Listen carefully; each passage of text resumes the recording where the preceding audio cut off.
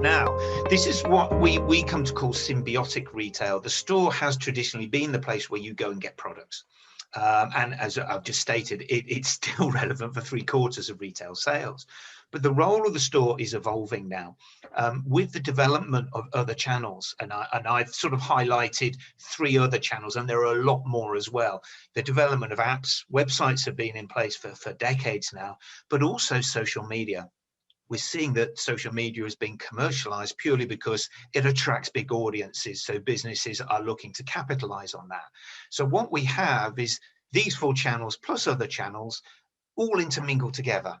So what you may find is a lot of purchases will start in the store, but they may end up with someone sat on their sofa with their phone in their hand. So stores, as well as being the place where you collect product, can be a bit of inspiration or experience or test and trial, or just immersing yourself in a brand because you want to enjoy the experience.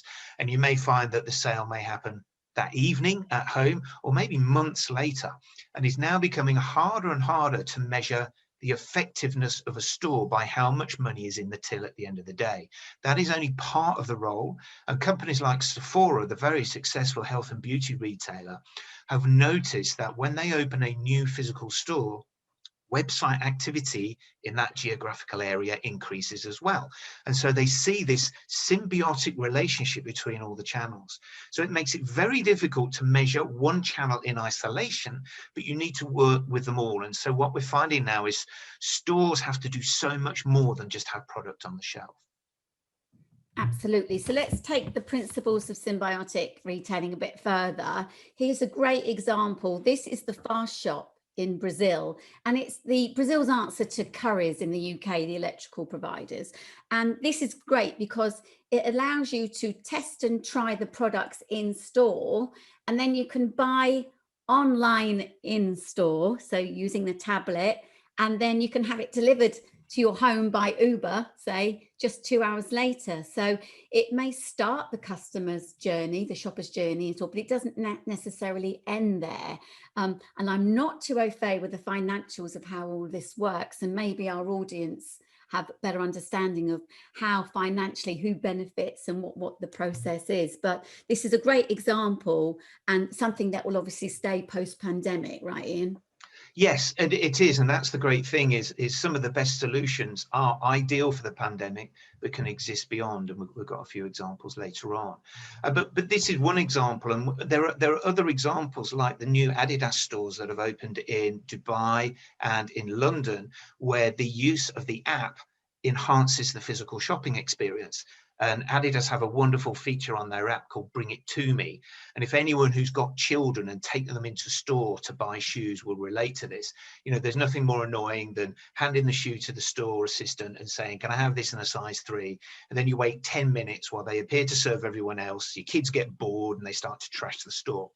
So the Bring It To Me feature is wonderful in that you use the app, you take a picture of the shoe, and you say, I'd like this in a size 3. Then you go off and carry on shopping. And certainly the London store, it's three floors.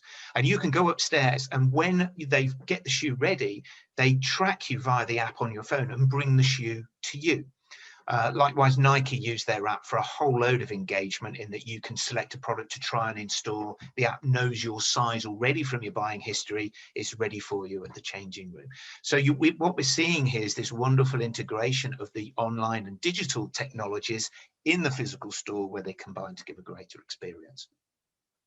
But we mentioned earlier, and Peter sort of touched on the fact that community is important, and we're seeing some wonderful developments within the physical space. Certainly in London, and I've done a lot of work looking at Oxford Street, and the local council are investing £150 million into the development of the environment. And top left is the first example of this. It's called the Marble Arch Mound, which is a temporary 25-metre high structure which is being clad in trees and grass, which is currently being constructed. And this is going to be located at the west end of Oxford Street, just behind Marble Arch. This will give people the opportunity to climb the mound, have a view that you can actually see down Oxford Street, and then you descend into the centre of it, and there's a bit of an experience and a show there as well. And they're anticipating 200,000 people will come and visit the mound when it's open within a few months. So this is the first investment, and below this on the bottom left-hand side are some of the other physical changes that are happening in Oxford Street and Regent Street in London, where they're widening pavements and sidewalks, and they're introducing these little pocket parks. So plants and trees are being constructed within these little contained areas with seating as well. So you're creating a little bit more of a warmer, inclusive environment. And bottom right, we're also seeing how Paris are starting to develop their centre as well. This is a computer render showing how they're looking to introduce more trees within the area around the Arc de Triomphe, and particularly along the Champs-Élysées. And they're working off a principle that's been established for a while, which is called the 15-minute city. And the idea is if you live in the city, all of the major services that you might need are within a 15-minute walk. And we're seeing other cities around the world are starting to develop this. So the pandemic is actually focusing the need for this change and accelerating it. And then finally on the top right, sorry, there was just one more image there, Roger. No problem. The top right is a fabulous development, which again is happening in central London, called Outernet, and it's opening in October. And this is a whole block of London which has been purchased and developed, and you're having this fabulous experiential spaces, pop-up spaces. They're redeveloping a classic old street called Denmark Street, which was actually showed in the Elton John Rocketman film. In the 60s and 70s, it was famous for lots of musical stores, and they've redeveloped it, given preferential rental agreements to musical sort of retailers as well. So we're seeing this sort of development that are creating more than just new shops, but environments that will help develop the community as well.